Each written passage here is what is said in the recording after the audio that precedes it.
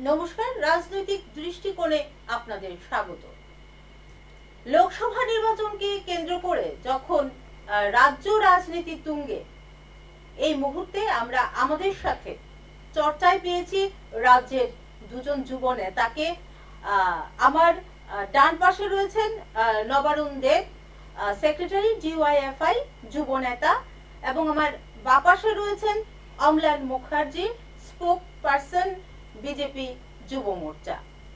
আপনাদেরকে স্বাগত আমাদের স্টুডিওতে। প্রথমেই আমি চলে যাচ্ছি অম্লান বাবুর কাছে। 17তম লোকসভা নির্বাচন, আপনারা শাসক দল, নিজেদের অবস্থান বা প্রস্তুতি সম্পর্কে কি বলবেন? নমস্কার প্রত্যেককে নমস্কার জানাই। আপনাদের এই ভুবনেশ্বরী টিভির মাধ্যমে রাজ্যবাসী যারা আমাদেরকে শুনতে পাচ্ছেন তাদের প্রত্যেককে অভিনন্দন এবং শুভেচ্ছা জ্ঞাপন করছি। প্রথমত, এবারের যেটা লোকসভা নির্বাচন হতে যাচ্ছে, এই লোকসভা নির্বাচনটা আমাদের দেশকে বিগত দিনে যারাই শাসন করেছিল, যারাই ক্ষমতার অলিন্দে ছিল, তারা 60 বছর দেশের যে পাপ করেছে তার প্রায়শ্চিত্ত করতে আমরা 10 বছর সময় পেয়েছি। তার মধ্যে আমরা যথেষ্ট পরিমাণ কাজ করেছি সাধারণ মানুষের স্বার্থে। আগামী দিনে আমরা নিশ্চিত 2024 সালের লোকসভা নির্বাচনে আমাদের জনমুখী কার্যের পরিপ্রেক্ষিতে, সেটা আপনি সাধারণ মানুষের জীবনযাত্রার মান উন্নয়ন বলুন, পরিকাঠামোর উন্নয়ন বলুন, দেশের শিক্ষা, স্বাস্থ্য, সাধারণ মানুষের জন্য ফ্রিতে রেশনের চাল, করোনা মহামারীর সময়ে হাতে বাজার এবং ব্যাংকে হাজার, তা থেকে শুরু করে ত্রিপুরা রাজ্যের প্রভূত যে উন্নয়ন হয়েছে, এর পাশাপাশি দেশের যে বিগত দিনের তুলনায় এখনো পর্যন্ত যা যা উন্নয়নমুখী কর্মকাণ্ড আমরা চালিয়েছি, তার উপর ভিত্তি করে আমরা নিশ্চিত যে আমরা তৃতীয়বারের মতো ক্ষমতায় আসতে যাচ্ছি। এবং আমাদের একটা স্লোগান দেয়া হয়েছে যে আবকি বার 400 পার, ফির একবার মোদী সরকার। এটা হতে যাচ্ছে, তাতে কোনো বিন্দু মাত্র সন্দেহ নেই, এটাতে কোনো সন্দেহ থাকার কোনো অবকাশও নেই। নবারুণ বাবু, আপনারা রয়েছেন বিরোধী শিবিরে, লড়াইটা কি কঠিন, জয় কি নিশ্চিত, বা আপনাদের প্রস্তুতি কিরকম? প্রথমত সবাইকে নববর্ষের শুভেচ্ছা, এবং আগামী দিন সবাই ভালো থাকুক। এবং ভালো থাকা তো নিজে নিজে আসবে না, ফলে ভালো থাকার মতন এই পরিবেশ তৈরি করা, এবং সেই তৈরি করার ক্ষেত্রে মানুষ একটা মুখ্য ভূমিকা গ্রহণ করবেন, যার মধ্য দিয়ে আমরা সবাই যেন ভালো থাকতে পারি, আমাদের দেশটা যেন ভালো থাকতে পারে, ভালো দেশটা যেন আরো ভালো হয়।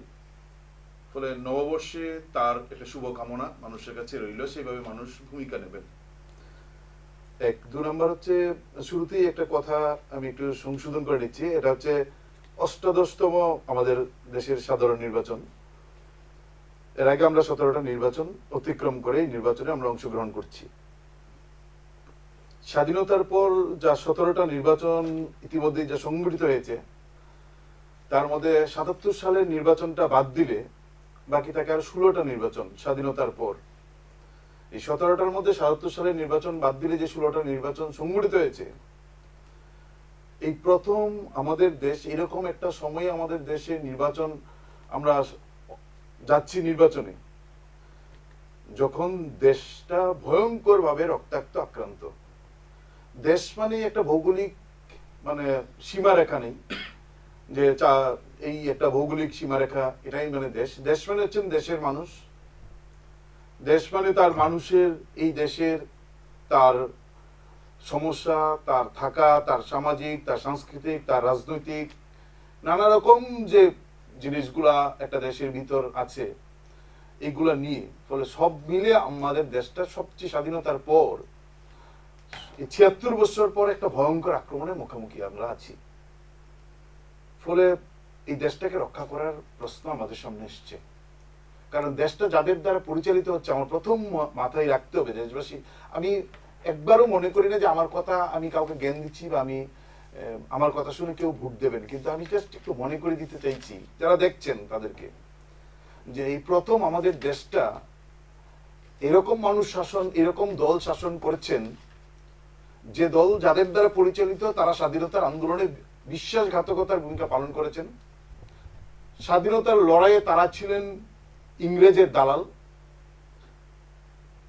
তাদের নেতৃত্ব দানকারী একটা রাজনৈতিক দল দেশের শাসন করছেন। ফলে প্রথমত মাথায় রাখতে হবে দেশের স্বাধীনতার লড়াইয়ের সঙ্গে যাদের কোনো যোগাযোগ নেই তারা দেশের শাসন ক্ষমতায় আছেন, এক। ২ নম্বর হচ্ছেন দেশটা অনেক পিছিয়ে গেছে, গত ১০ বছর অনেক পিছিয়ে গেছে। আমি একটা তথ্য দিচ্ছি এবং আমাদের দেওয়া তথ্য না, ক্ষুধার সূচক যা তৈরি করেন আমাদের বিশ্ব ব্যাংক, সেই সূচকে দেখা গেছে ২০১৪ সালে আমরা ছিলাম 55 নম্বরে। ২০১৪ সালে 55 থেকে আমরা ২০২৩ এসেছি ১১১ নম্বরে। ২০২২ সালে মানে গত বছর আমরা ছিলাম ১০৭ নম্বরে, এখন এসেছি আমরা ১১১ নম্বরে। ২০১৪ সালে ছিলাম আমরা ৫৫ নম্বরে, 55 নম্বরে। তার মানে যে ক্ষুধার তালিকায় আমরা কিন্তু একদম পিছনে চলে যাচ্ছি। ফলে আমি একটা সূচকের কথাই বললাম যে আমরা কেমন আছি। ফলে এইরকম একটা জায়গায়, এবং এই সূচকটা মানে ৩০০-৪০০ দেশের মধ্যে না, ১২৫টা দেশের মধ্যে আমরা ১১১ নম্বরে ক্ষুধার তালিকায়, আমাদের দেশ ভারতবর্ষ। এবং এই দেশের মধ্যেই সরকার, তার যে শাসক, যারা সরকার পরিচালনা করছেন, সেই শাসক আইন করে পৃথিবীর সবচেয়ে বড় কেলেঙ্কারি করেন। ফলে ভয়ঙ্কর, দেশের পক্ষে সবচেয়ে ভয়ঙ্কর এবং বিপজ্জনক। তারা আইন করে কেলেঙ্কারি করেন, আইন করে দুর্নীতি করেন, ইলেকট্রাল বন্ডের নাম করে যে ভয়ঙ্কর, এবং এটা শুধুমাত্র আমরা বামপন্থীরা, হ্যাঁ সুপ্রিম কোর্টে আমরা গিয়েছি, সুপ্রিম কোর্টের এই বিষয়গুলো আছে, কিন্তু আমরা দেখলাম আমাদের দেশের যিনি অর্থমন্ত্রী তিনি আমাদের বামপন্থী না, তিনি কংগ্রেস না, তিনি বিজেপির নেত্রী নির্মলা সীতারামন। ওনার স্বামী বলে তো ওনার স্বামীরও আলাদা একটা পরিচয় আছেন, তিনি আমাদের দেশের একজন প্রখ্যাত অর্থনীতিবিদ। উনি বলছেন যে এই যে ইলেকট্রাল বন্ড, এই যে এটা কেলেঙ্কারি, এটা ভারতবর্ষের বৃহৎ কেলেঙ্কারি, এটা পৃথিবীর সর্ববৃহৎ কেলেঙ্কারি। এবং এই কথাটা বলেছেন আমাদের দেশের অর্থনীতি, দেশের একজন প্রখ্যাত অর্থনীতিবিদ। ফলে আইন করে পার্লামেন্টে পাশ করে যে দুর্নীতিটা করাতে পারেন, এটাও এরকম একটা দল সরকার দেখিয়েছেন। ফলে একটা ভয়ঙ্কর বিপদের সামনে গোটা দেশ আছে। বামপন্থী হিসেবে স্বাধীনতার আন্দোলনের সময়ও আমাদের একটা বামপন্থীদের ভূমিকা ছিল, স্বাধীনতার পর বরাবরই বামপন্থীদের। এখন দেশ যখন গভীর সংকটে, বামপন্থীদের দায়িত্ব আরো বাড়ছে। সংখ্যা পার্লামেন্টে আমরা কথা, তার থেকে বড় বিষয় হচ্ছে মানুষের কাছে এই সময়ে এই কথাগুলো আমরা নিয়ে যেতে পারছি কিনা, মানুষকে বোঝাতে পারছি না। এটা হচ্ছে সবচেয়ে দায়বদ্ধতার প্রশ্ন। আমরা বলছি এটা আমাদের দায়বদ্ধতা, এই দায়বদ্ধতা থেকে আমরা মানুষের কাছে এই কথাগুলা, মানে সঠিক কথাগুলা মানুষের কাছে তুলে ধরার চেষ্টা করছি। যখন প্রতি মুহূর্তে একটা বিজ্ঞাপনের, ঝকঝকে বিজ্ঞাপনের মধ্য দিয়ে মানুষকে, যেটা আমাদের দেশের অর্থমন্ত্রী আর স্বরাষ্ট্রমন্ত্রী যিনি এখন, তিনি এই ১৯ সালের আগে ছিলেন, সালের আগে পর্যন্ত ছিলেন বিজেপি দলের সর্বভারতীয় সভাপতি অমিত শাহ। তিনি একটা কথা, প্রধানমন্ত্রী একটা ভাষণের পরিপ্রেক্ষিতে বলছিলেন, ওই যে ১৫ লক্ষ টাকা ব্যাংক অ্যাকাউন্ট ঢুকবে, তিনি বলছিলেন ইয়ে জুমলা হয়। এবং তিনি সঙ্গে সঙ্গে এটা বলেছেন যে নির্বাচনের আগে কিছু কথা এরকম কিছু বক্তৃতাতে বলতেই হয়। ফলে এই চলছে এই জুমলার এই গ্যারাটুকের মধ্যে থেকেও যদি মানুষকে আমরা বোঝাতে পারি, এই দায়বদ্ধতা নিয়ে আমরা চলছি। দেখা যাক এই দায়বদ্ধতা নিয়ে আমরা কতটুকু এগোতে পারি দেশের জন্য। নবারুণ বাবুর বক্তব্যের পরিপ্রেক্ষিতে আপনি কিছু বলবেন স্যার? বলুন। দেখুন, প্রথমত উনি বলেছেন ক্ষুধার সূচকে উনি ভারতবর্ষের ক্যালকুলেশনটা দেখিয়েছেন। করোনার যখন মানে বৈশ্বিক মহামারী চলছিল, তখন ভারতীয় জনতা পার্টির সরকার প্রধানমন্ত্রী গরিব কল্যাণ অন্ন যোজনার মাধ্যমে ৮১ কোটি মানুষকে ফ্রিতে রেশনের চাল দিয়েছে, যেটা এখনো কন্টিনিউ হচ্ছে। পাশাপাশি রাজ্য সরকার বাজারের ব্যবস্থা করে দিয়েছে, 1000 টাকা করে প্রত্যেকের ব্যাংক অ্যাকাউন্টে দিয়েছে। এই ক্ষুধার সূচক যারা আমাদের সাধারণ জনগণ আছে তারা খুব ভালো করেই জানে। আর এটা জানে দেখেই 2023 সালের যে বিধানসভা নির্বাচনে তারা যাদের সাথে জোট করেছিল, বিগত দিনে আমরা দেখতে পেতাম আমাদের রাজ্যের প্রাক্তন মুখ্যমন্ত্রী উনি প্রত্যেকটা জনসভায় একটা কথা বলতেন যে বিজয় রাঙ্খলের 2003 সালের জেনেভা ভাষণ থেকে শুরু করে কংগ্রেস জমানার 1988 থেকে 93 পর্যন্ত সিপিএম দলের নাকি অনেকজন নেতা এবং কর্মী খুন হয়েছেন। বিগত দিনে যারা কংগ্রেসের বিরোধিতা করে রাজনীতিটাকে চালিয়ে রেখেছিলেন, আজ তারা নির্লজ্জভাবে শুধুমাত্র ক্ষমতার লোভে, আজ ত্রিপুরাতে 2023 সালে জোট হয়েছে এবং বর্তমানে যে ইন্ডি অ্যালায়েন্স হয়েছে, শুধুমাত্র ক্ষমতার লোভে। আমার বাপাশে যিনি আছেন সিপিএম দলের প্রতিনিধিত্ব করছেন, উনি বলেছেন যে দেশে এখনো পর্যন্ত নাকি কিছু হয়নি 10 বছরে।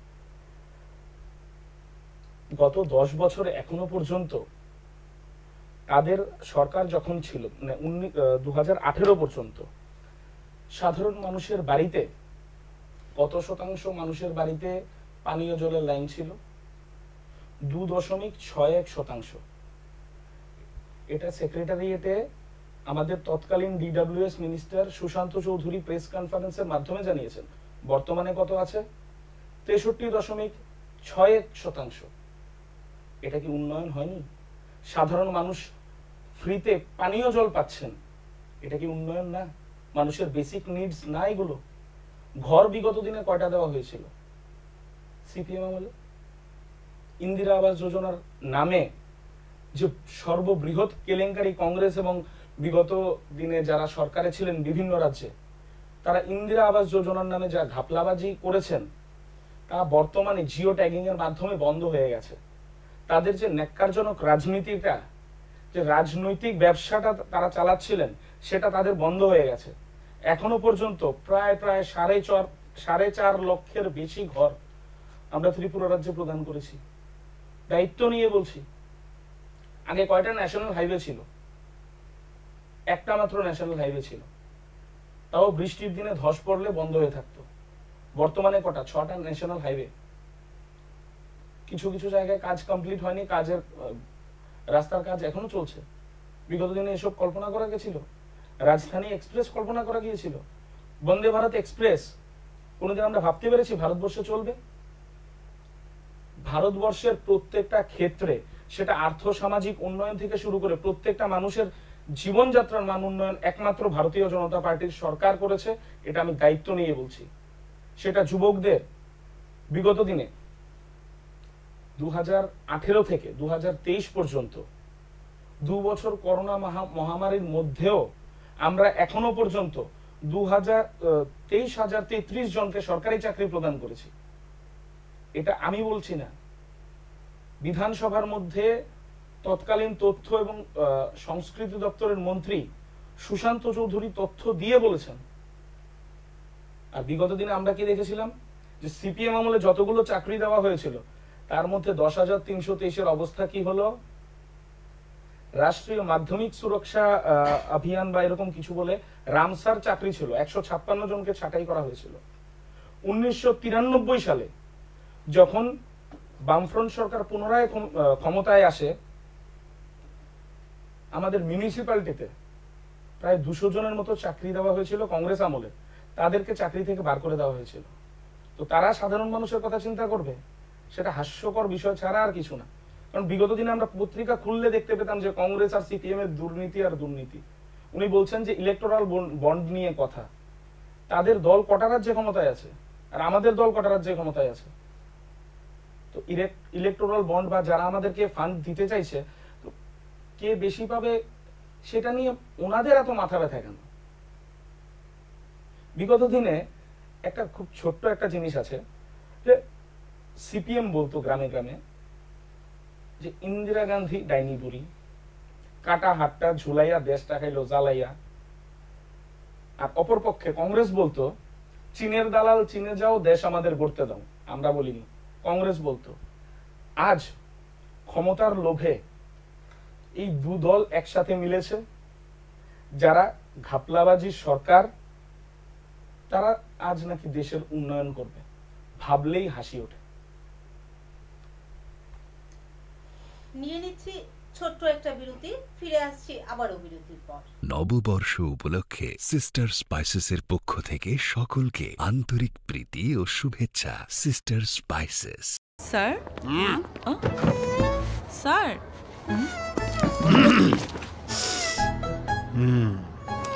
বাচ্চাদের টিফিনে যাই দিই তাই ফেরত আসে, কি যে করি। জি স্যার, ওরা তো কিছুই খেতে চায় না। চেটেপুটে খাবে, আবার ভালোও বলবে। কি? ফ্রুট ফানের কথা বলছি। ফ্রুট ফান বিস্কুটের আনারসের ক্রিমি স্বাদে সবাই ডুবে যাবে আর বলবে,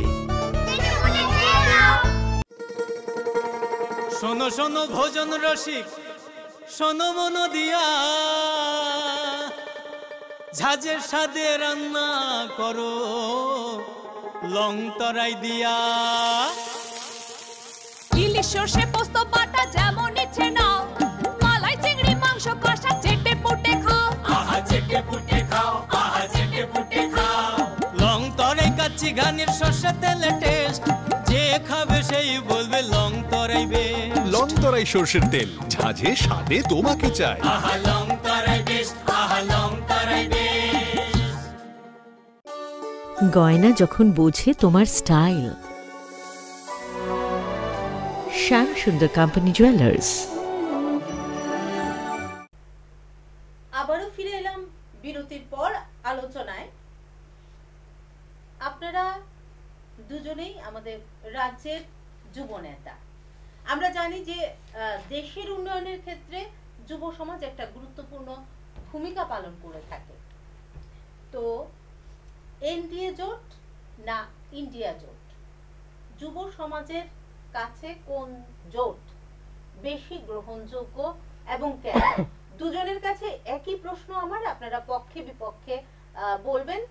প্রথম স্যার আপনার কাছে যাচ্ছি। মানুষকে তো, আমাদের দেশের মানুষকে তো ইন্ডিয়াকে বাছাই করতেই হবে, কারণ দেশটা যে ভারতবর্ষ। এখন এই দেশের মানুষকে তার দেশ রক্ষার জন্য ভূমিকা গ্রহণ করতে হবে। কতগুলা মিথ্যার জালে গোটা দেশের মানুষকে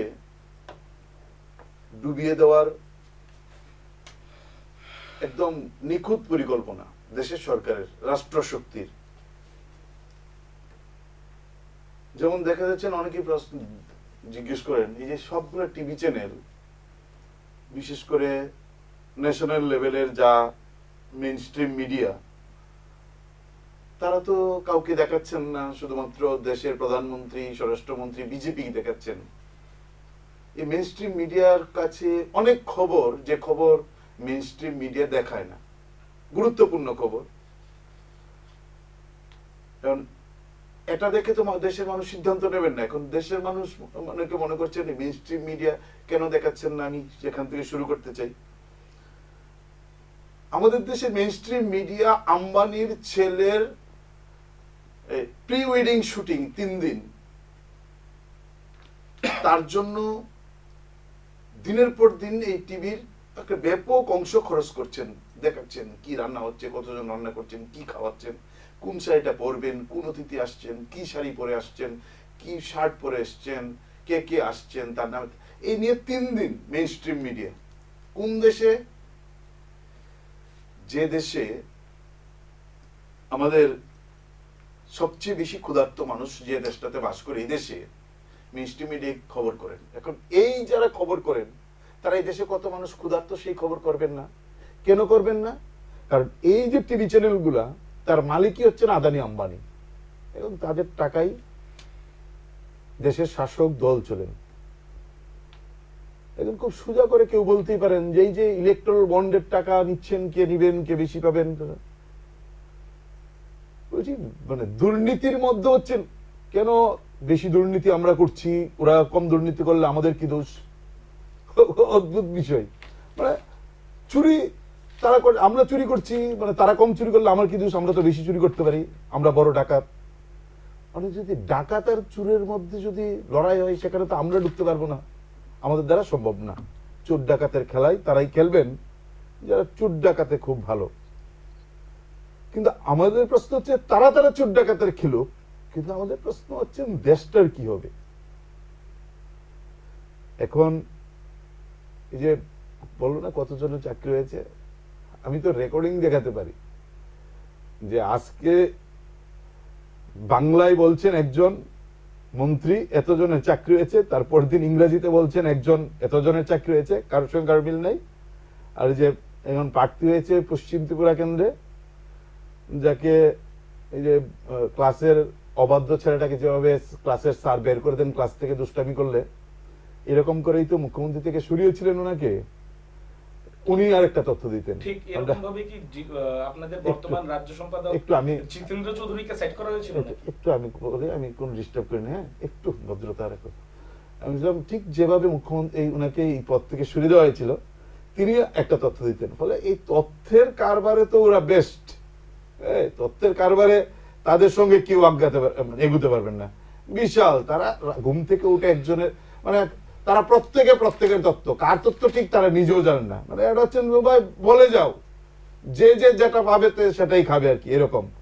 তাদের তথ্য নিয়ে আমি এখানে তার ফিরিস্তি দিতে চাই না।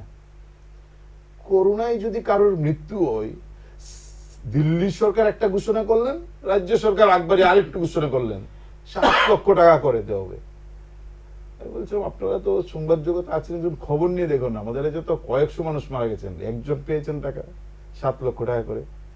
দেশের পরিযায়ী শ্রমিক যেদিন লকডাউন ঘোষণা হলো, তার পরের দিন পৃথিবীর বিভিন্ন দেশে বড় লোকের বেটা যারা থাকেন তাদেরকে আনার জন্য স্পেশাল ফ্লাইটের ব্যবস্থা করেছেন দেশের প্রধানমন্ত্রী।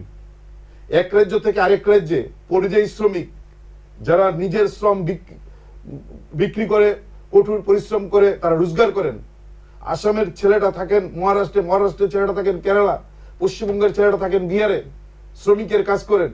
তাকে ফিরিয়ে আনার জন্য হাজার চেষ্টা করেও কোন ব্যবস্থা যখন গ্রহণ করেননি, সব দলের চেষ্টায় শেষ পর্যন্ত কয়েকটা জায়গায় কয়েকটা রাজ্য সরকার ভূমিকা গ্রহণ করেছিল।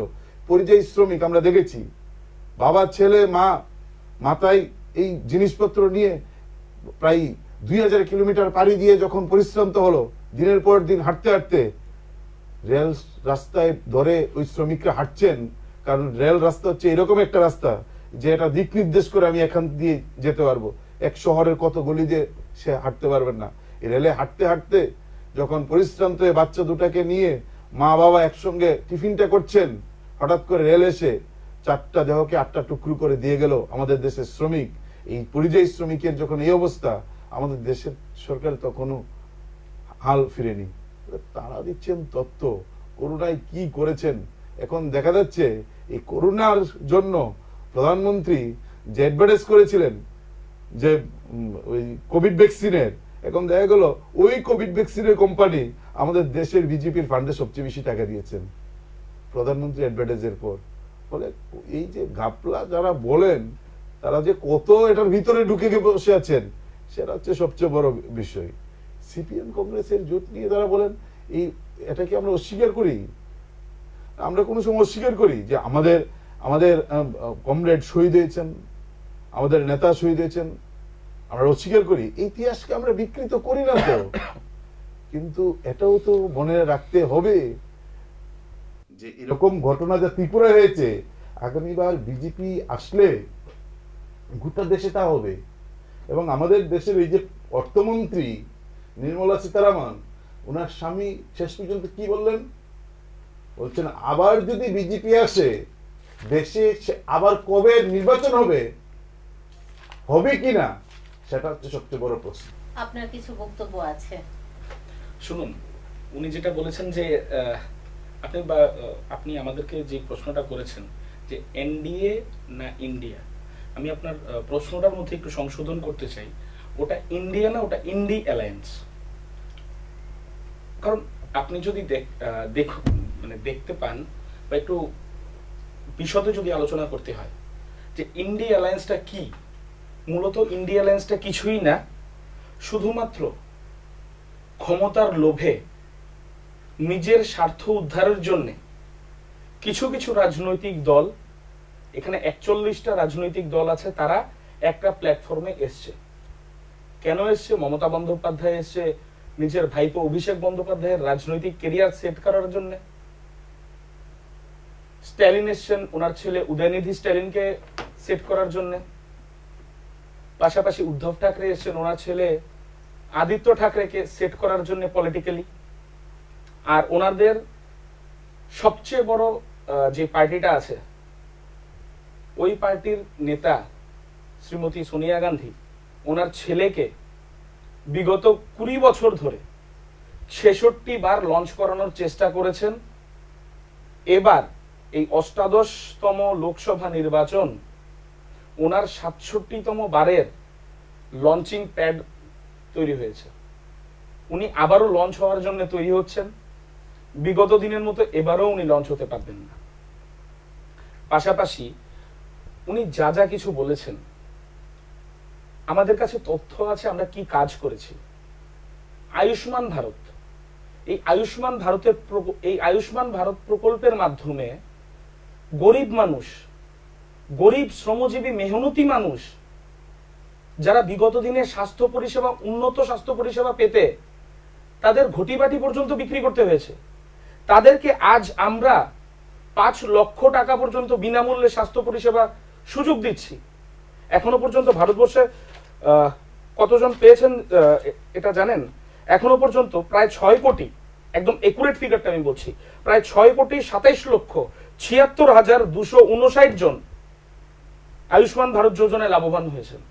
নল সে জল এখনো পর্যন্ত পুরো ভারতবর্ষে 14,34,34,828 জনের বাড়িতে পানীয় জল পৌঁছেছে। বিগত দিনে হাইওয়ে, যেটা আমাদের ন্যাশনাল হাইওয়ে আছে, কতটা কনস্ট্রাক্টেড ছিল? 25,700 কিলোমিটার। গত 10 বছরে কত হয়েছে জানেন? 54,900 কিলোমিটারের মতো। এয়ারপোর্ট আগে কটা ছিল? 74টা। বর্তমানে কত? 149টা। সিটিজ উইথ মেট্রো আগে ছিল 5টা, এখন হয়েছে 20টা। নাম্বার অফ স্টার্টআপস আগে ছিল 350, এখন হয়েছে 1,17,257। First country to land on south pole of the moon. Electronic export বিগত দিনে কত ছিল? 2014 আগে $7.6 বিলিয়ন, এখন কত? $22.7 বিলিয়ন। আমি যদি মানে টোটালি যদি আমি ফিরিস্তি দিতে থাকি 10 বছরে, অন্তত আমার ন্যূনতম 3টা ঘন্টার সময় লাগবে যে বিগত দিনে রাজ্যের এবং দেশের জনগণের জন্য আমরা কি কি কাজ করেছি। আজ তারা বলুক না যে তারা যে জোট বানিয়েছে, এটা তো জোট না, আমি বললাম এটা মানে ইন্ডিয়া অ্যালায়েন্স মানে ঘোট, মানে জগা খিচুড়ির একটা মিশেল। এই মিশেলের প্রধানমন্ত্রীর মুখকে তারা আজ পর্যন্ত এটাই ঠিক করতে পারেনি। আর সিপিএম এর কথা যদি আমি ধরি, আমরা যেখানে ক্যান্ডিডেট দিয়েছি 543-এর মধ্যে 445, তারা এখনো পর্যন্ত 2024-এর 28 মার্চ তারা এখনো পর্যন্ত মাত্র 44টা ক্যান্ডিডেট দিতে পেরেছে। তারা করবে দেশ শাসন। আর বিগত দিনে কেলেঙ্কারির কথা, ত্রিপুরা রাজ্যের রূপাইছড়ি ব্লক থেকে শুরু করে, বিশালগড় ব্লক থেকে শুরু করে, আদাগাছ কেলেঙ্কারি, কলাগাছ কেলেঙ্কারি থেকে শুরু করে প্রত্যেকটা ক্ষেত্রে কেলেঙ্কারি। ত্রিপুরা রাজ্যে রেগার মাধ্যমে 2018-র আগের রেকর্ড, এটা ত্রিপুরা রাজ্যের মূল আয়তন 10,392 বর্গ কিলোমিটার, তার চাইতে অনেক বেশি, প্রায় 16,000 বর্গ কিলোমিটার তারা পুকুর খনন করিয়েছে। সেটা মানে এটা কেলেঙ্কারি না তো কি? হাস্যকর বিষয়। আজ তারা মানুষের কাছে ভোট চাইছে। বিগত দিনে 2023 সালের লোকসভা নির্বাচনে তারা যে জোটটা করেছে কংগ্রেসের সাথে, এটার সমুচীন জবাব মানুষ দিয়েছে। 2024 সালের লোকসভা নির্বাচনে আমি দায়িত্ব নিয়ে বলছি কংগ্রেস 100-র বেশি যাবে না। সিপিএম এবারও, বিগত দিনে সিপিএম এর সিট কটা ছিল 2019-এ? 5টা লোকসভায়, ত্রিপুরা থেকে একটাও নেই। আমি দায়িত্ব নিয়ে বলছি এবারও ত্রিপুরা থেকে ওনারা তো এবার ওনাদের কংগ্রেস প্রার্থী, মানে ভাবলে লজ্জা লাগে, কংগ্রেসকে এবার ভোট দেবেন যারা বিগত দিনে, নবারুণদা অনেক সিনিয়র নেতৃত্ব আমাদের, আমি যখন কলেজে পড়তাম, বিরোধী ছাত্র রাজনীতি করতাম, তখন থেকে দেখতাম, তারও অনেক আগে থেকে দেখতাম, বিগত দিনে তারা কংগ্রেসের বিরুদ্ধে কথা বলতেন। এমবিবি কলেজে বহুত লড়াই সংগ্রাম হয়েছে, যখন ওনারা এসএফআই করতেন আমাদের উপর বহুত আক্রমণ হয়েছে, আমি গভীরে যাচ্ছি না। আমি 2016 সালের ছাত্র সংসদ নির্বাচিত সদস্য, নির্দল প্রার্থী হিসেবে, তার পরের দিন এমবিবি কলেজের উপরে আমাকে বেধড়ক পেটানো হয়েছিল। আমি 1 মাস হাসপাতালে ভর্তি ছিলাম। হয়তো নবারুন্দার নিশ্চয়ই না জানার কথা, আপনি যদি একটু খোঁজ নেন নিশ্চয়ই পাবেন। তো বিগত দিনে যারা রাজ্যে খুন সন্ত্রাসের রাজনীতিটা করেছে তাদের মুখের থেকে রাজ্যের উন্নয়ন এবং দেশের উন্নয়নটা শোভা পায় না। 2018-র আগে বিজেপির 12 জন কর্মীকে আপনারা খুন করেছেন, পায়েল মুরা সিং থেকে শুরু করে, নিশিকান্ত চাকমা থেকে শুরু করে, কমলাসাগরের বিরলাল সরকার থেকে শুরু করে, রামনগরের মধুসূদন দেব থেকে শুরু করে 12 জন কর্মীকে আপনারা খুন করেছেন। আপনাদের শাসনের আমলে এসডিএম সুখরাম দেব বর্মা থেকে শুরু করে কংগ্রেসী বিধায়ক পরিমল সাহা, ভোলা সাহা হত্যাকাণ্ড আমরা কি ভুলে গেছি? আপনারা কেন ইউসুফ কমিশন, আপনাদের তো দলের নেতা ছিলেন, তৎকালীন স্বাস্থ্যমন্ত্রী ছিলেন বিমল সিনহা, ওনার যে হত্যাকাণ্ডের যে রহস্য ছিল সেটা উন্মোচন করার জন্য ইউসুফ কমিশনের রিপোর্ট কেন আপনারা পাবলিকলি আনতে পারেননি? মানে আপনারা ভাবছেন যে সরষা দিয়ে ভূত তাড়াবেন, ওই সরষাতেই ভূত, মানে আপনারাই ভূত। বিগত দিনে ত্রিপুরাকে যেরকম ভাবে লুটেছেন, পশ্চিম বাংলাকে যেভাবে কাঙ্গাল করেছেন, সেভাবেই দেশকে করবেন। সেটা দেশবাসী বিগত দিনেও মেনে নেয়নি, বর্তমানেও মেনে নেবে না এবং আগামী দিনেও মেনে নেবে না। এটা আপনার কাছে আসছি আবার, আপনারা যদি ক্ষমতায় প্রতিষ্ঠিত হন তাইলে বেকারদের জন্য কি পরিকল্পনা রয়েছে আপনাদের? না, আমরা তো আমাদের সংগঠন মূলত আমাদের প্রতিদিনকার লড়াই। রাজ্যে যখন বামফ্রন্ট সরকার ছিল তখনও আমাদের এই দাবি ছিল যে যুবকের কাজ চাই, নিশ্চিত গ্যারান্টি করতে হবে। একটা বিকল্প সরকার আমরা বিশ্বাস করি যে তৈরি হলে একটা বিকল্প নীতি তাকে গ্রহণ করতে হবে। এবং আমরা বামপন্থী আমরা বরাবর বলতাম এই নির্বাচন না, আমরা শুরু থেকে যদি আপনি লক্ষ্য করেন যে আমাদের কথা ছিল নেতার পরিবর্তন নয়, আমরা নীতির পরিবর্তন চাই। ফলে এই নির্বাচনটা এই কারণেই আমাদের কাছে সবচেয়ে বেশি গুরুত্বপূর্ণ যে একটা নীতি, বিকল্প সরকার তৈরি হওয়ার মধ্য দিয়ে একটা নীতি গ্রহণ করা হবে, যে নীতিতে আমাদের দেশে আজকের দিনের যে প্রধান সমস্যা, স্বাধীনতার পর বেকারত্বের হার সবচেয়ে বেশি, এটা হচ্ছে আমাদের দেশের প্রধান সমস্যা। এই সমস্যা সমাধানে বিকল্প নীতি গ্রহণ করতে হবে নতুন বিকল্প সরকারকে। ফলে এই লড়াই তো আমাদের চলবেই, তাতে কোনো মানে খামতি রাখার কোনো সুযোগ আমাদের সামনে নেই।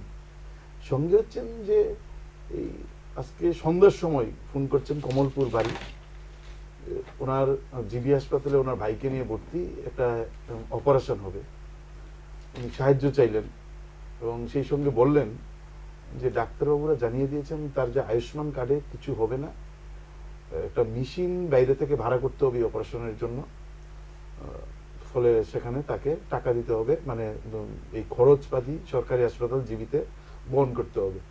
এই আয়ুষ্মান কার্ড কোথায় কাজ করছেন আমি অনুরোধ করব যে যেহেতু বিজেপি দলের সঙ্গে যুক্ত ভাই আছেন, একটু খোঁজখবর করে যে আয়ুষ্মান কার্ড অ্যাডভার্টাইজের জন্য যথেষ্ট, কিন্তু কোনো হাসপাতালে কিন্তু আয়ুষ্মান কার্ড কাজ করছে না। এটা আমি জাস্ট ইনফরমেশনটা দিয়ে রাখলাম, যদি সুযোগ থাকে মুখ্যমন্ত্রীর কাছে এই বার্তাটা দেওয়া যে আপনার যে ছবি, প্রধানমন্ত্রীর ছবি লাগানো আয়ুষ্মান কার্ড কোনো সরকারি বেসরকারি হাসপাতালে কাজ করছে না।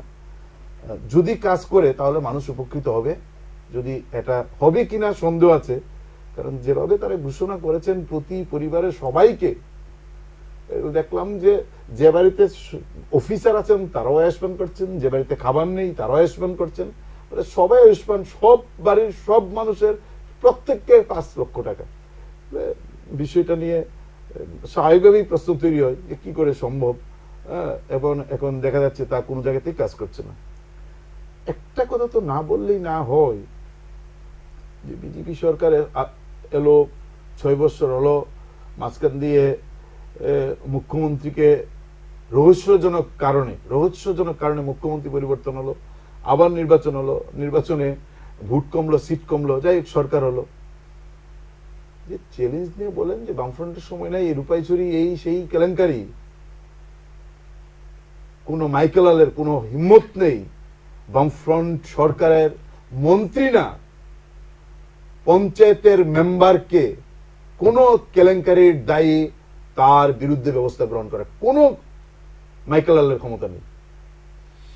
বলে এই এই এই সততা নিয়ে আর এই প্রশ্নে আমরা শির দ্বারা সোজা করে বলতে পারি যে বামফ্রন্টের সময় কেলেঙ্কারির কথা মাইকের মধ্যে বলা যাবে, কিন্তু সরকারে তো 6 বছর একজন মন্ত্রী এমএলএ বাদ, পঞ্চায়েত সমিতি জেলা পরিষদের চেয়ারম্যান বাদ, একটা পঞ্চায়েতের মেম্বারকে গ্রেপ্তার করে দেখাক না সরকার। 6 বছর তো হচ্ছে।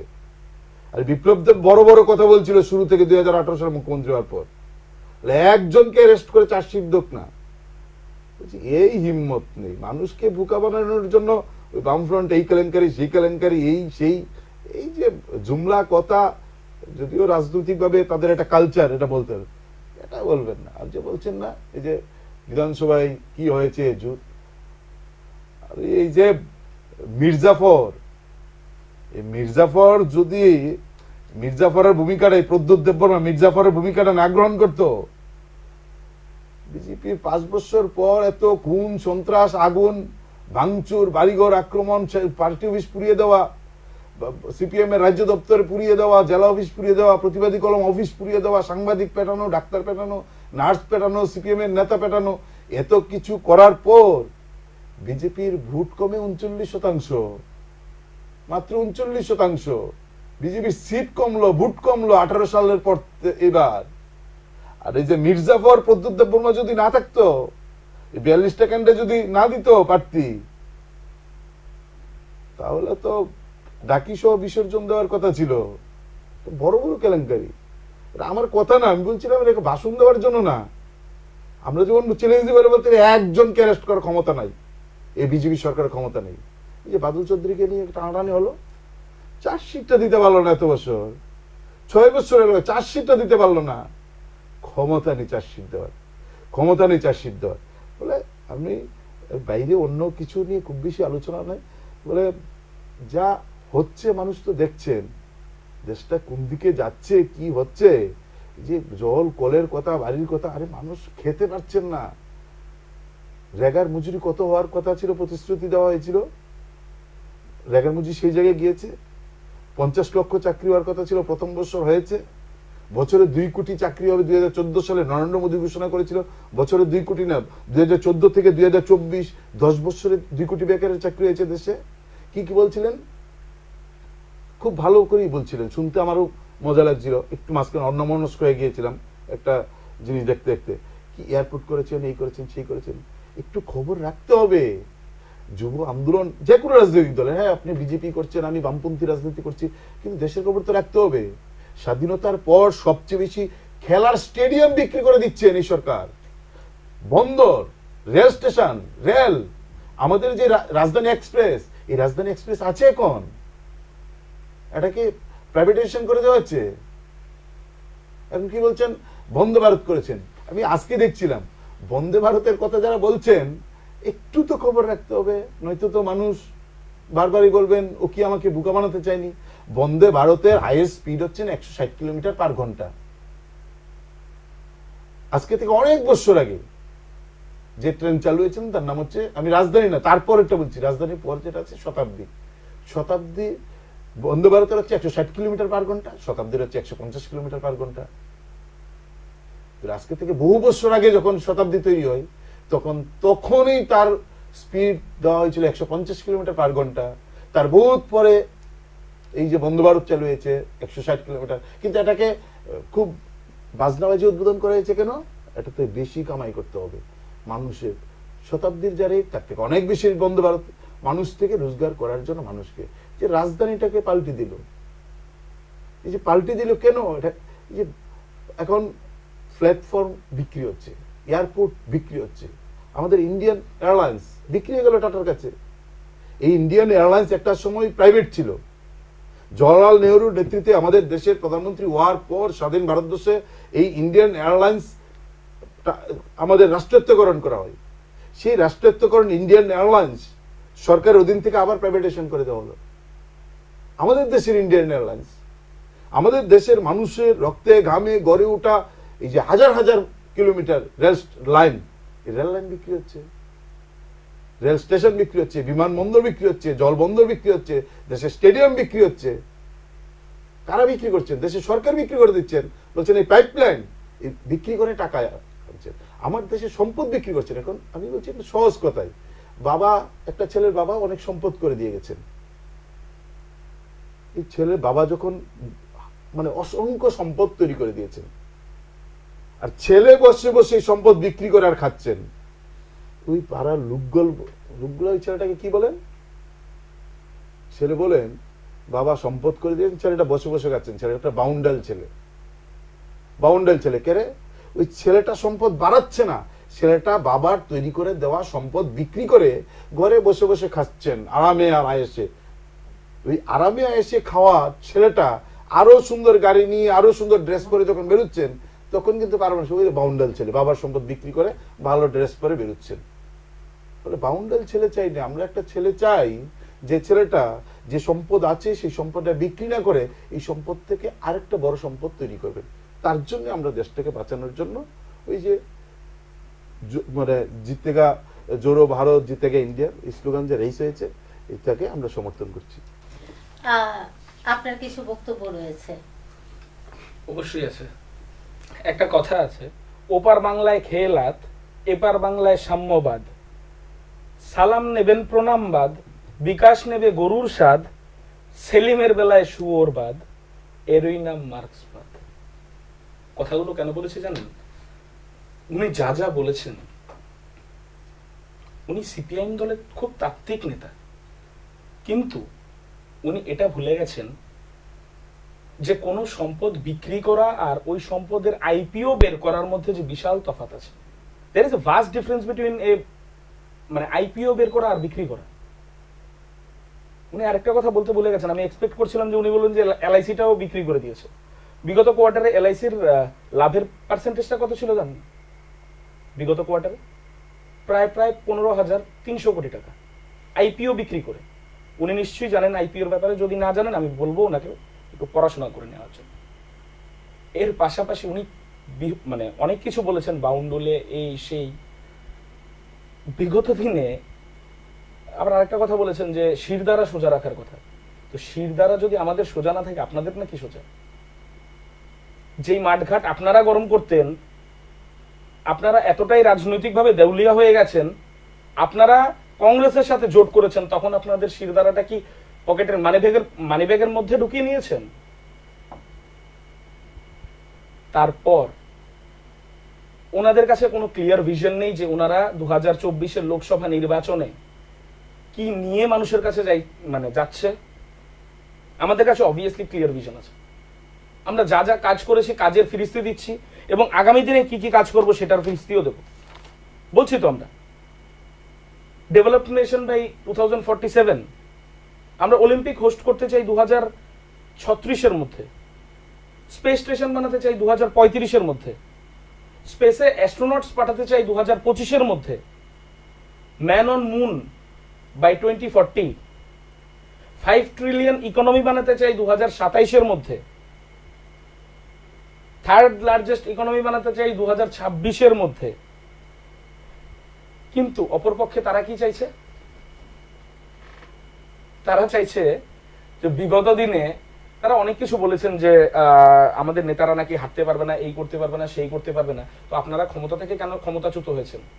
বিগত দিনে নেশা সাম্রাজ্যের কাটমানিটা আপনাদের পার্টি অফিসে যেত না।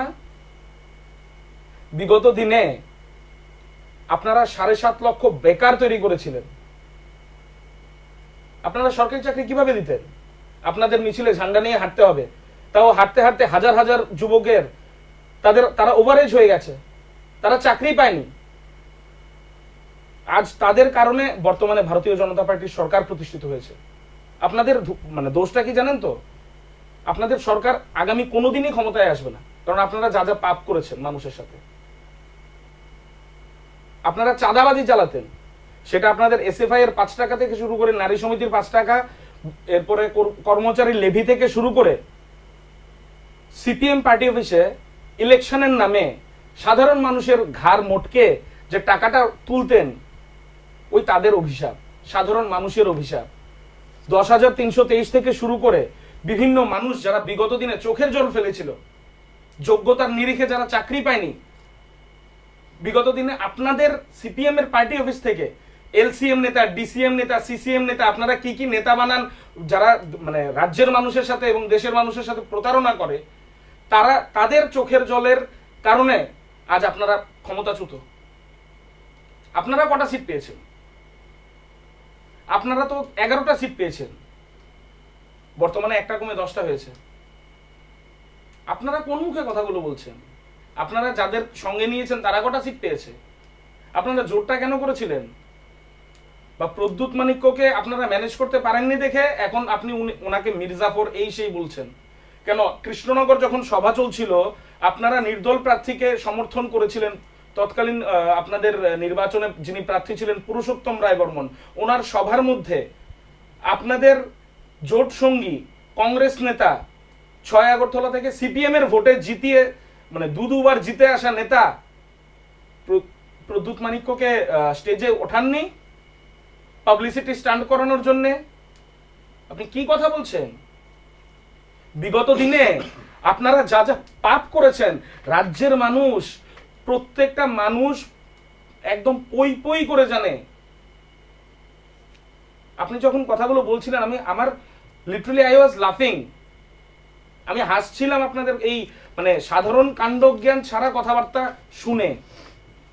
আপনি কথাগুলো বলছিলেন যে কমলপুর থেকে আপনার ফোন এসছে, এই এসছে সেই এসছে। রাজ্যের মানুষ যারা মানে আয়ুষ্মান ভারতের যোজনার মাধ্যমে লাভবান হয়েছেন তারা তো আপনাদের ভোট দেবে না, কারণ আপনাদের কাছে তথ্য নেই। আপনারা জানেন না আপনারা আগামী দিনে ক্ষমতায় আসলে, যদিও আসতে পারবেন না, আমি দায়িত্ব নিয়ে বলছি, যদিও ক্ষমতায় আসেন আপনারা কি করবেন তার কোনো ক্লিয়ার স্ট্র্যাটেজিক থিঙ্কিং নেই আপনাদের। বিগত দিনে মুদ্রা যোজনা ছিল আপনাদের, stand up India, start up India, প্রধানমন্ত্রী কৌশল বিকাশ যোজনা থেকে শুরু করে বর্তমানে লাখপতি দিদি আমরা তৈরি করছি। আপনারা করেছিলেন কোনোদিন? আপনাদের সময় এসএসজি গ্রুপ কটা ছিল? 4300-র মতো। বর্তমানে কত? 44,221টা। আপনি খোঁজ নিয়ে দেখবেন আমরা লাখপতি দিদি তৈরি করছি। বিগত দিনে সাধারণ মানুষের জীবনযাত্রার মান উন্নয়নের জন্য আপনারা কি কি করেছেন? কিছুই করেননি। আপনারা পুরো ত্রিপুরা রাজ্যটা চালিয়েছেন আপনাদের ওই সিসিএম নেতা, ডিসিএম নেতা, ওই এলসিএম নেতা তাদের দিয়ে। চাকরিটা পর্যন্ত ইভেন মানুষ জন্মের পরে যে বার্থ সার্টিফিকেট বানাতে হবে সেটার জন্য আপনাদের নেতার বাড়িতে ধর্ণা দিতে হতো। ডেথ সার্টিফিকেট পর্যন্ত বানাতে আপনাদের নেতার বাড়িতে ধর্ণা দিতে হতো। আর আপনি এখানে বড় বড় কথা বলছেন। রাজ্যের মানুষ প্রত্যেকে খুব ভালো করে জানে যে সিপিএম বিগত দিনে ত্রিপুরাকে কিভাবে ধ্বংসের স্তূপনি মানে ধ্বংসর পথে নিয়ে চলে গিয়েছিল। আপনারা তো একবারও বলেননি যে আমরা ত্রিপুরা রাজ্যের মানুষকে বা ত্রিপুরার পরিকাঠামো উন্নয়নের চেষ্টা করব। আপনারা তো একবারও বলেননি যে ত্রিপুরার মানুষকে অর্থনৈতিকভাবে সচ্ছল বানাবো, কারণ আপনারা কোনোভাবেই চান না। আপনাদের ফান্ড শেষ হয়ে গেছে, তাই আপনারা অসৎ উপায়ে ক্ষমতায় পুনরায় আসতে চাইছেন। ক্ষমতায় এসে ত্রিপুরাকে আবার কিভাবে লুণ্ঠন করা যায়, ওই দিল্লিতে দোস্তি ত্রিপুরাতে কুস্তি। আপনাদের যেটা অবৈধ প্রেম ছিল কংগ্রেসের সাথে, এটা আজ প্রকাশ্যে। আপনারা কি কথা বলছেন এসব? রাজ্যের মানুষ, আমি অবাক হচ্ছি, রাজ্যের মানুষ যেখানে আমরা কাজ করছি, দিনের পর দিন কাজ করছি সাধারণ মানুষের জীবনযাত্রার মান উন্নয়নের জন্য, আর আপনারা করোনার সময় যদি আপনারা ক্ষমতায় থাকতেন, রাজ্যের মানুষ কি বলে জানেন? আপনারা যদি ক্ষমতায় থাকতেন আপনারা কৌটো নিয়ে বেরিয়ে যেতেন চাঁদা তোলার জন্য, কারণ সিপিএম এর নাকি একটা স্বভাব চাঁদাবাজি আর মানুষ খুন। বিগত দিনে কংগ্রেস কর্মী কজনকে খুন করেছিলেন? 69 জন কংগ্রেস কর্মীকে খুন করেছিলেন শুধুমাত্র দক্ষিণ জেলায়। তার কোনো হিসাব আছে? আমরা দেখুন, আমরা মূলত যেটা চাইছি, ত্রিপুরা রাজ্যে আমরা 2টো সিট নিঃসন্দেহে জিতছি, বিপুল ভোটের ব্যবধানে জিতছি, এবং আমাদের বর্তমান প্রধানমন্ত্রী তথা আমাদের 2024 সালের লোকসভা নির্বাচনের প্রধানমন্ত্রীত্বের পদপ্রার্থী ভারতবর্ষের যশস্বী প্রধানমন্ত্রী নরেন্দ্র মোদীজি যে আবকি বার 400 পারের নারা দিয়েছেন, এটাতে বিগত দিনে 2014তেও বিরোধী দলরা হেসেছিল। 2014তে হেসেছিল যে একক সংখ্যাগরিষ্ঠতা নিয়ে আমরা সরকার গঠন করব। বিরোধীরা বলেছিল, সিপিএম কংগ্রেস বলেছিল যে কোনোদিন সম্ভব হবে না, আমরা সম্ভব করে দেখিয়েছি। 2019 আমরা বলেছি আবকি বার 300 পার, 303টা সিট আমরা জিতেছি। ঠিক অনুরূপ ভাবে 2019 সালের পরে 2024 সালের লোকসভা নির্বাচনে আমি দায়িত্ব নিয়ে বলছি, অন রেকর্ড বলছি, আবকি বার 400 পার এটা সম্ভব। বিজেপি 370-এর অনেক বেশি সিট জিতবে এবং এনডিএ জোট, ন্যাশনাল ডেমোক্রেটিক অ্যালায়েন্স, এনডিএ জোট 400 সিটের বেশি জিতবে। আমি সেটা আপনাদের ক্যামেরার মাধ্যমে, আপনাদের সংবাদ মাধ্যমের মাধ্যমে আমি দায়িত্ব নিয়ে বলছি। আজকের চর্চা আমি একটু আচ্ছা ঠিক আছে, কথা বলে একটু শেষ করছি।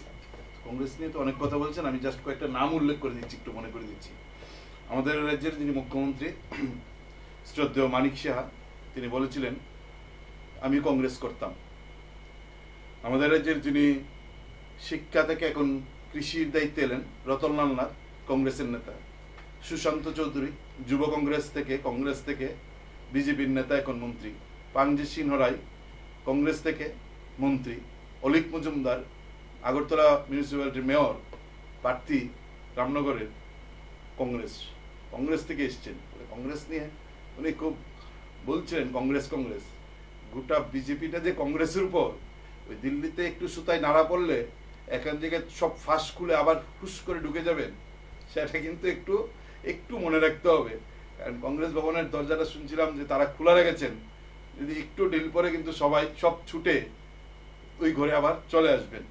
বলে এই ক্ষেত্রে একটু বিষয়টা মাথায় রাখতে হবে। চাঁদার কথা যে বলছেন, বলছি অন ক্যামেরায় বুকে হাত দিয়ে বলি, হ্যাঁ আমরা 5 টাকা করে চাঁদা তুলি, আমরা রসিদ দেই 100 টাকা, 5 টাকা না। কোনো সময় নির্বাচন এলে আমরা 100 টাকা, 500 টাকা, কারো কাছ থেকে 1000 টাকাও আমরা রসিদ দিয়ে নেই। এটা কিন্তু আমরা মাইকে বলি, রাস্তায় বলি, প্রকাশ্যে বাড়ি বাড়ি গিয়ে মানুষের কাছ থেকে চাঁদা তুলি, কিন্তু আমরা মাফিয়াগিরি করি না। আমরা মানুষের পুকুরের মাছ তুলে বিক্রি করে, চুরি করে রোজগার করি না। আমরা দালালি করে রোজগার করি না। আমরা ইডি পাঠিয়ে ধমক দিয়ে রোজগার করি না। আমরা পুলিশ পাঠিয়ে ধমক দিয়ে মাফিয়াগিরি করে রোজগার করি না। আমরা পৃথিবীর সবচেয়ে বড় কেলেঙ্কারি করে আমরা রোজগার করি না। ফলে আমরা চাঁদা তুলি, মানুষের টাকায়, মানুষ থেকে চাঁদা তুলে, মানুষের লড়াইয়ে এই টাকা খরচ করে আমরা পার্টিটা করি। ফলে যারা ডাকাতি করে আমরা বলবো হ্যাঁ চুরি, আমরা চাঁদা তুলি, কিন্তু আমরা চুরি করি না, আমরা ডাকাতি করি না। এই সততা বামপন্থী হিসাবে আমাদের আছে, এই সততা নিয়ে আমরা চলি। ফলে ওই 5 টাকা, 50 টাকা, 100 টাকা তুলি, কিন্তু মাফিয়াগিরি করি না। যে মাফিয়াগিরিটা দিল্লির সরকার করছেন, এখানের বিজেপি নেতারাও করছেন। 2018 সালে ঘোষণা করলো কি নেশা মুক্ত রাজ্য, এখন দেখা যাচ্ছে ত্রিপুরার গাঁজা ধরা পড়ছে কই, আসামে। আর 2018 সালে যদি নেশা মুক্ত হয়ে যায়, ত্রিপুরার গাঁজা আসামে কি করে ধরা পড়ে? তারা, আমি বলছিলাম এই যে আমাদের যিনি এমপি ছিলেন আমাদের এখানকার পশ্চিম ত্রিপুরা কেন্দ্রে, তিনি তো আমাদের দেশের প্রতিমন্ত্রীও ছিলেন, কেন ওনাকে এই প্রার্থী করা হলো না? মানুষ জানে না? বিজেপি স্পষ্ট করুক না যে তিনি সফল, তার জন্য তো অনেকে প্রার্থী করলাম না। কিংবা ওনার ব্যর্থতা কোন জায়গায়? মাটিতে কান পাতলে সব কথা মাইকের সামনে আমাকে বলতে হবে। কেন ওনাকে প্রার্থী করা হলো না? যদি উনি সফল হতেন, যদি ভালো এমপি হতেন, কেন ওনাকে প্রার্থী করলো না প্রতিমা ভৌমিককে? তিনি তো এই যে মানিক শাহ, রতনলাল নাথ, সুশান্ত চৌধুরী, প্রাঞ্জিত সিংহ রায়, অলিক মজুমদার, তারা যেদিন থেকে বিজেপি করেন, তার অসংখ্য বছর আগে থেকে উনি বিজেপি করেন। তখন তারা বিজেপির নাম শুনতে পারতো না। সুশান্ত চৌধুরী, রতনলাল নাথ, মানিক শাহ, প্রাঞ্জিত সিংহ রায়, তারা তখন বিজেপির নেত্রী প্রতিমা ভৌমিক। তাকে কেন, বিপ্লব দেব তখন বিজেপি করে না, তখন প্রতিমা ভৌমিক বিজেপি করেন, তাকে কেন প্রার্থী করলেন না? আমি বলছিলাম এটা নিয়ে আমাদের কোনো প্রার্থী যাই হোক, উনি যে রানিং, ওনার সফলতা নয়তো দুর্বলতা, কেন একটা বলতে হবে যে প্রতিমা ভৌমিক সফল, এটা বলছে না কেন? বলে এর পেছনেও বড় ধরনের কোনো কিছু নিশ্চয়ই আছে। বলে এই কথাগুলা বলে আমি বলতে চাইছিলাম না নেশার কথাটা, ইচ্ছে করি যে কত বলবো, মানুষ আমার কি বলতে হবে নেশা প্রসঙ্গে? 18 সালের পর নেশাই রাজ্যটা ডুবে গেছে। আমার কি মনে করে দেওয়ার, এই কারণেই আমি এই বিষয়টা আনিনি। দেখুন উনি যখন বলছিলেন যে সিপিএম পার্টির বিষয়ে টাকা যেত, এই অলিক কল্পনা করে করে তো এই যে সমস্ত মিথ্যার স্রোতে ভাসতে ভাসতে যে সব ভাসিয়ে দিলে তো হবে না, তাতে গিয়ে এই সরকারের উপর যে কালি আরো কালি বেশি বেশি হচ্ছে, সব ভাসিয়ে দেওয়ার চেষ্টা করলে সমস্যা হবে। এই জন্য এই কথা দুটা মনে করে দিলাম। এনআইএ যাদেরকে অ্যারেস্ট করেছেন, ভারতবর্ষের মধ্যে 21 জন হাইয়েস্ট আমাদের রাজ্য থেকে গ্রেপ্তার হয়েছে। কি করে মানব পাচারকারী সবচেয়ে বেশি আমাদের রাজ্যে। ভাবা যায় কোন সময়ে, যখন এই বিজেপি সরকারের 5 বছর, কোন গলিতে নেই নেশার কারবার, কোন গলিতে, এবং কারা কন্ট্রোল করছে নেশাটা, কারা এই গলি গলি নেশা সামগ্রীটা কন্ট্রোল করছে। কেন ভারতবর্ষের সবাই বলছেন নেশার রাজধানী হচ্ছেন এখন ত্রিপুরা, কেন? আমরা ভালো আছি, রাজ্যের মানুষ ভালো হচ্ছেন। এখন দেখবেন, আমি বলবো একটু খোঁজ নেন, এমন কোন এলাকা নেই যে এলাকায় নেশা মুক্তি কেন্দ্র করে উঠছেন। আপনি তো বলুন, একটু কষ্ট করে বলুন তো, 2018 সালের আগে ত্রিপুরার মানুষকে ওই যে হলুদ রং করা লাল কালিতে লেখা নেশা মুক্তি কেন্দ্র, মানে কয়েকটা জেলা মিলে একটা নেশা কেন্দ্র পাওয়া যেত কিনা সন্দেহ আছে, কয়েকটা জেলা মিলে। এখন আপনি দেখুন নেশা মুক্তি কেন্দ্র অভাব নেই, স্কুলের মতন করে উঠছে নেশা মুক্তি কেন্দ্র। এবং নেশা মুক্তি কেন্দ্রে একজন আরেকজনকে মেরে ফেলছে। নেশা মুক্তি কেন্দ্রগুলোর মধ্যে ভয়ঙ্কর অবস্থা। সেখানে ডাক্তার নেই, সেখানে মনোবিদ থাকার কথা ছিল, মনোবিদ নেই। সেখানে প্রতিদিন ডাক্তার থাকার কথা ছিল, ডাক্তার নেই। সেখানে আয়া থাকার কথা, আয়া নেই। সেখানে মানে লাইসেন্স করা তো এগুলো পর্যন্ত নেই। ফলে একদিকে নেশা বিক্রি হচ্ছে, আবার আরেকদিকে নেশা মুক্তি কেন্দ্র নামে ব্যবসা খুলে যাচ্ছে। ভয়ঙ্কর অবস্থা। রাজ্যটাকে বাঁচাতে হবে, মানুষকে এগিয়ে আসতে হবে। রাজ্যটা মানেই রাজ্যবাসী বাঁচতে হবে। খুব সংক্ষেপে, আমাদের সময় শেষ, খুব স্বল্প কথায়। দেখুন, আমি খুব ভালো গল্প বলতে পারি, আই মাস্ট এগ্রি দ্যাট। খুব ভালো সাহিত্যিকও বটে। হাওয়ায় কথা, হাওয়া বাজির কথা, সেটা সিপিএম থেকে অবশ্যই আমি আশা করি যে হাওয়ায় কথা বলতে ওনারা বিগত দিনেও পছন্দ করতো, এখনো বলতে পছন্দ করে।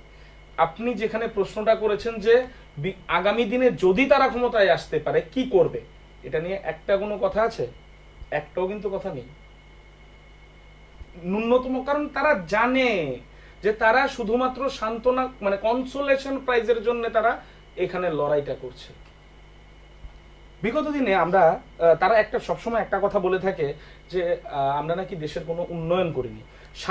60টা আইআইটি হয়েছে, 16টা ট্রিপল আইআইটি হয়েছে, 7টা আইআইএম হয়েছে, 15টা এইমস হয়েছে, 315টা মেডিকেল কলেজ হয়েছে, 390টা ইউনিভার্সিটি হয়েছে। সবকিছু কিন্তু 22 জানুয়ারি 2024 রাম মন্দিরের উদ্বোধনের আগে হয়েছে। এটা কিন্তু দেশের মানুষ, সাধারণ মানুষ জানে। যারা, মানে যাদের যেই দলের দিশা নেই, যেই দলের নেতা নেই, তারা দেশ শাসন বিগত দিনেও করতে পারেনি, আগামী দিনেও করবে না। কারণ আমরা দেশকে আত্মনির্ভর বানাতে চাইছি, আমরা যুবকদের আত্মনির্ভর বানাতে চাইছি। আমরা ঘোষণা দিয়েছি, যেটা মুদ্রা যোজনা আমরা চালু করেছিলাম, 10 লক্ষ টাকা পর্যন্ত কম সুদে লোন পাওয়া যাবে। এটা আজ গতকালকে নরেন্দ্র মোদীজি মোদিকা গ্যারেন্টি, আমাদের যে সংকল্প পত্র, ওটা রিলিজ হয়েছে। 20 লক্ষ পর্যন্ত ওই টাকাটার অনুদানটা বাড়ানো হবে। আমরা কি কি বলেছি? 1 নেশন 1 ইলেকশন। আমরা কি বলেছি? ইউনিফর্ম সিভিল কোড হবে। আমরা কি বলেছি? যে মানে ল এগেইনস্ট পেপার লিকস হবে। ফ্রি রেশন স্কিম আরো 5 বছর চলবে। উনি যেটা প্রথম যেই কথাটা বললেন যে ভারতবর্ষের খাদ্য সূচকের তালিকাটা, তো 81 কোটি লোকের ফ্রিতে রেশনের চালটা কোথায় যাচ্ছে? ক্ষুধা সূচক, আপনি যেটা খাদ্য না, ক্ষুধা সূচক, যেটা ওই হাঙ্গার ইন্ডেক্স, যেটা উনি কি বলছেন? আমার দেওয়া না। খুব আপনারা আপনারা ঝোলা ব্যাগ নিয়ে বিগত দিনে রাজনীতিটা ত্রিপুরা রাজ্যে করেছেন। দেশের মানুষ আপনাদেরকে বারবার প্রত্যাখ্যান করেছে। নিশ্চিন্ত থাকুন, বয়সটা অল্প হতে পারে, গ্রামে গঞ্জে গিয়ে রাজনীতি করার অভিজ্ঞতায় বলছি, সাধারণ মানুষজন বলছে যে সিপিএম করাটা ভুল ছিল তাদের। এজন্যই বর্তমানে দলে দলে লোক আপনাদের দল ছেড়ে আমাদের দলে সামিল হচ্ছেন। যে বিগত দিনে আমরা ভুল করেছি, আমরা পাপ করেছি, আমরা এই পাপের প্রায়শ্চিত্ত প্রধানমন্ত্রী নরেন্দ্র মোদীজি এবং আমাদের 2 আসনের 2জন প্রার্থী বিপ্লব কুমার দেব এবং কৃতি দেবী দেববর্মাকে পদ্মফুল চিহ্নে ভোট দিয়ে তারা এই পাপের প্রায়শ্চিত্ত করতে চান। আগামী এই পাপের প্রায়শ্চিত্তটা আপনারা নিজেরা দেখবেন। 4 জুন রেজাল্টটা যখন আসবে, আমি দায়িত্ব নিয়ে বলছি, অন্তত 17 থেকে 18% বেশি ভোট আপনারা পাবেন না। আর একা লড়াই করে আমরা অন্তত পক্ষে 70 থেকে 75% ভোট আমরা নিঃসন্দেহে আমরা হাসিল করব। আপনি ভোট শেয়ারের কথা বলছিলেন যে আমরা ভোট শেয়ার নাকি 52 থেকে এটা আমাদের বর্তমানে 39 চলে এসছে। আমি দায়িত্ব নিয়ে বলছি 70-এর কম হবে না, 70-এর বেশি হবে ভোট শেয়ার। আমি দায়িত্ব নিয়ে বলছি, আপনি লিখে রাখুন। আর 2024 সালের লোকসভা নির্বাচনের রেজাল্টের পরের দিন আমি আপনাকে অনুরোধ করছি, আপনাদের টিভি চ্যানেলের মাধ্যমে নবারুন্দাকে অনুরোধ করছি, ভারতীয় জনতা পার্টির 3য়বার ক্ষমতায় আসার মিষ্টিটা আমার বাড়িতে নিশ্চয়ই এসে খাওয়ার জন্য। কে কার বাড়িতে মিষ্টি খাবে তার জন্য আমাদের ফলাফল পর্যন্ত অপেক্ষা করতে হবে। আজকের মতো চর্চা আমার এখানেই শেষ করতে হচ্ছে। শুভরাত্রি।